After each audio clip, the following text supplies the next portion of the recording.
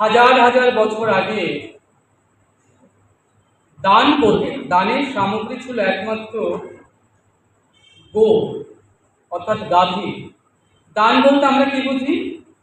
অর্থদান, অন্নদান, বস্ত্রদান, কন্যাদান। কিন্তু আজ থেকে হাজার হাজার বছর আগে দানের একমাত্র সামগ্রী ছিল গো, অর্থাৎ গাভী। গাভী দান করা হতো। তাই ঋষি দান করবেন বলে তিনি গাভী আনিয়েছেন। আমরা যদি নীলাচলের দিকে একটু তাকাই, সেখানে দেখব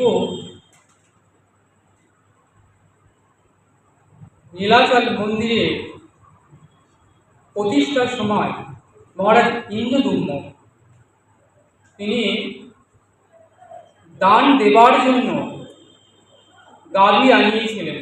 কত গাভী? না, বলছেন লক্ষ লক্ষ গাভী।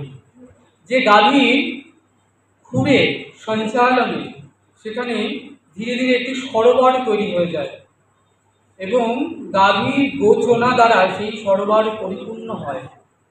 তাহলে ভাবুন কত গাভী তিনি আনিয়েছিলেন। সেই সরোবরটির নাম হয় মহারাজ ইন্দ্রদুম্নের নামকরণে ইন্দ্রদুম্ন সরোবর। যারা শ্রীক্ষেত্র গিয়েছেন পুরীধামে, মন্দিরের পেছনে অদূরেই রয়েছে সেই ইন্দ্রদুম্ন সরোবর। তো ঋষি দত্তালো তিনি যে বিশ্বজিৎ যজ্ঞ করছেন, এই যজ্ঞে তিনি দান দেবেন। কি দান? না, গোদান দেবার জন্য তিনি প্রচুর গাভী আনিয়েছেন। তো ঋষি পুত্র ছোট্ট নচিকেতা তিনি ঘুরে ঘুরে পিতার যজ্ঞস্থল পরিদর্শন করছেন।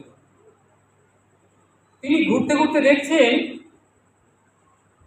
যে পিতা এই বিশ্বজিৎ যজ্ঞে দান দেবেন বলে যে গাভীদের আনিয়েছেন তারা অতিশয় রুগ্ন, হাড় মাংস তাদের এক হয়ে গিয়েছে, তাদের চলবার সামর্থ্য নেই, বাটে দুগ্ধ নেই, নিজেরা জল পান পর্যন্ত করতে পারছেন না।